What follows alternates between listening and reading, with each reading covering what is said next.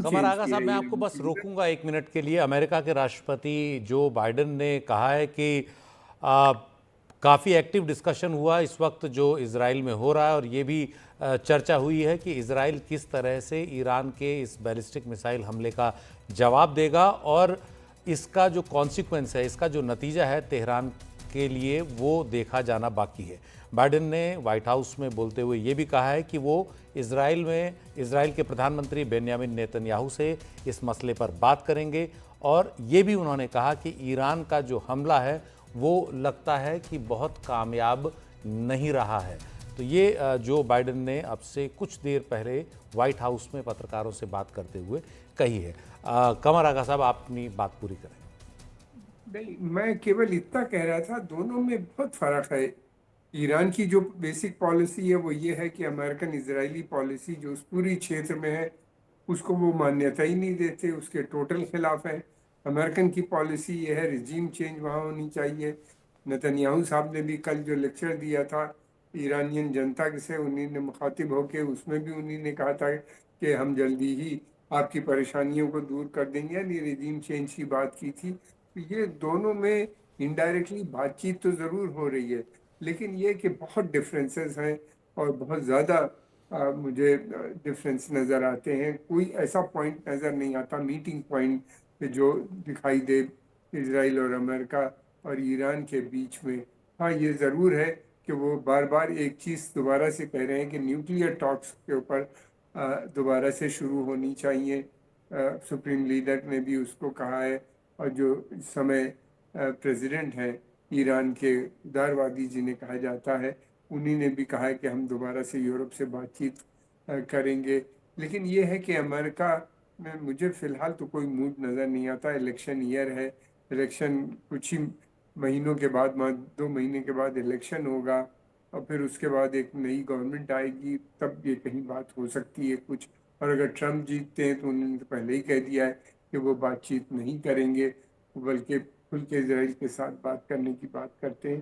तो बड़ा डिफरेंसेस हैं इन लोगों के बीच में। हम ईरान चाहता है कि वो अगर एक बड़ी शक्ति के रूप में इमर्ज कर जाए, तभी ये संभव होगा कि ये सैंक्शंस के बगैर वो आगे तरक्की कर सके। हालांकि ईरान ने इस बीच में अपने यहाँ जो इंफ्रास्ट्रक्चर डेवलप किया है वो बिल्कुल यूरोपियन स्टैंडर्ड का, rail, road, plane, airport, ports वगैरह जो बनाए हैं वो देखने वाले हैं। उनका मार्केट सामान से भरा हुआ है, हालांकि ज़्यादातर चीज़ें चाइनीज़ हैं या जापानीज भी बहुत सी चीज़ें हैं। कारें सड़क के ऊपर भरी रहती हैं, लेकिन गुर्बत भी बहुत है साथ में। ऐसी बात नहीं है कि वहाँ पे गुर्बत नहीं, गुर्बत भी बहुत है। और ये भी है कि पढ़ाई लिखाई वहाँ पे बहुत स्प्रेड हुई है इस बीच में। साइंस एंड टेक्नोलॉजी में उन्होंने बहुत काम किया है।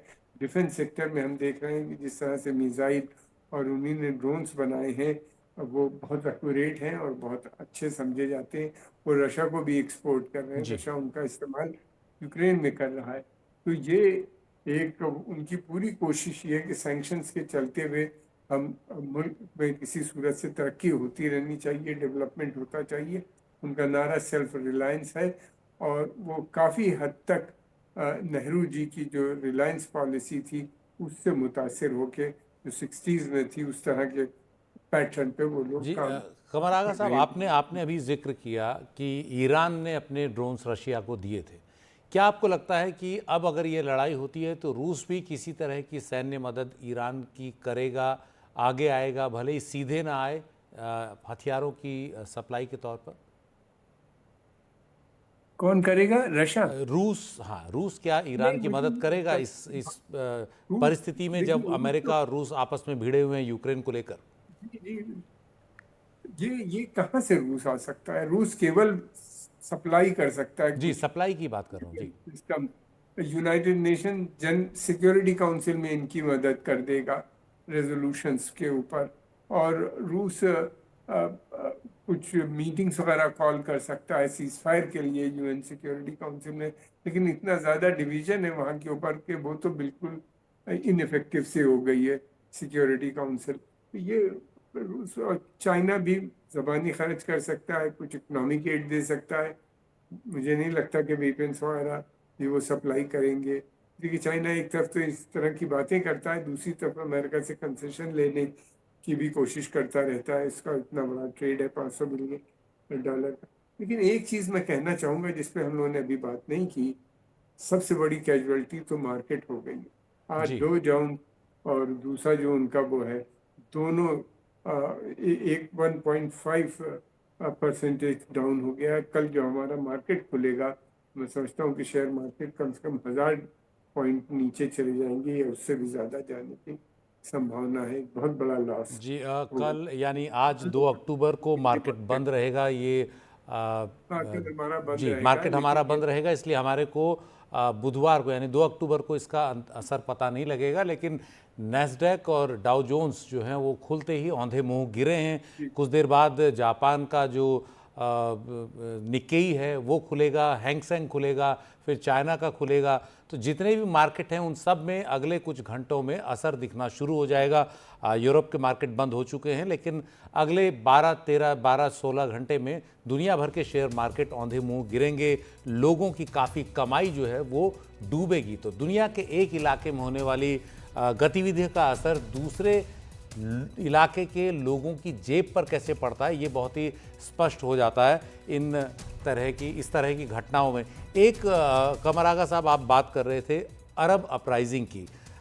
ईरान की मदद के लिए बहुत देश आगे नहीं आ रहे हैं, लेकिन उन देशों के अंदर जनता में एक तरह का उबाल ज़रूर है, इजराइल को लेकर या अमेरिका को लेकर, और बहुत लंबे समय से है। क्या आपको लगता है कि उन देशों की जनता सड़कों पर आकर अपने देश की नीतियों को बदलने या ईरान के साथ आने का दबाव बनाने की कोशिश करेगी, या उसमें कुछ कामयाब भी रहेगी? देखिए, अलग अलग तरफ अलग रिएक्शन है। खाड़ी के देश में तो कोई वैसी उम्मीद दिखाई देती नहीं, चाहे सऊदी अरेबिया हो या यूएई, कतर, बहरीन, बहुत छोटे मुल्क हैं इनके यहाँ। सऊदी अरेबिया सबसे बड़ा मुल्क है, वहाँ पे ऐसा कोई संकेत अभी तक नहीं मिलता। जॉर्डन के अंदर बहुत ज्यादा गुस्सा है लोगों के बीच में, और हमने देखा एक जॉर्डेनियन ने इसराइल 3 इजरायलियों की हत्या कर दी एलन ब्रिज के ऊपर। एलन बी ब्रिज जो है, जो वेस्ट बैंक को जोड़ता है ऑक्युपाइड टेरिटरीज जॉर्डन की, जॉर्डन से वहाँ के ऊपर, जॉर्डन रिवर के ऊपर ये ब्रिज है, छोटा सा ब्रिज है, वहाँ के ऊपर हत्या की थी। और वहाँ काफ़ी गुस्सा है, बहुत से डिमॉन्स्ट्रेशन भी कुछ समय पहले हुए थे। इजिप्ट के अंदर भी ये दोनों ऐसे देश हैं जिनके बॉर्डर जो है ऑक्युपाइड पैलेस्टीनियन टेरिटरी से मिलते हैं, यानी जो इसराइल का बॉर्डर आप समझ लीजिए, इसराइल जिसको अपना बॉर्डर कहता है, यानी गाजा से मिलते हैं और वेस्ट बैंक का जॉर्डन से मिलता है। इन दोनों जगहों, इन दोनों मुल्कों में काफ़ी डिमॉन्स्ट्रेशंस वगैरह इस तरह की खबरें आई। बाकी हमने देखा है और बहुत से अरब ईस्ट में कुछ देश हैं, वहाँ पे भी डिमॉन्स्ट्रेशंस वगैरह हुए हैं। या फिर उसके अलावा अल्जीरिया, ट्यूनीसिया वगैरह, वहाँ पे बहुत सपोर्ट है, लेकिन उनका असर इधर नहीं पड़ेगा। देखिए हुआ क्या है, इराक में बहुत सपोर्ट है। इराक में कुछ डिमॉन्स्ट्रेशंस हो जाएंगे, उसका बहुत ज़्यादा असर नहीं पड़ेगा। इमीडिएट कोई ऐसा चीज़ नज़र नहीं आ रही है अभी जिसके बाद।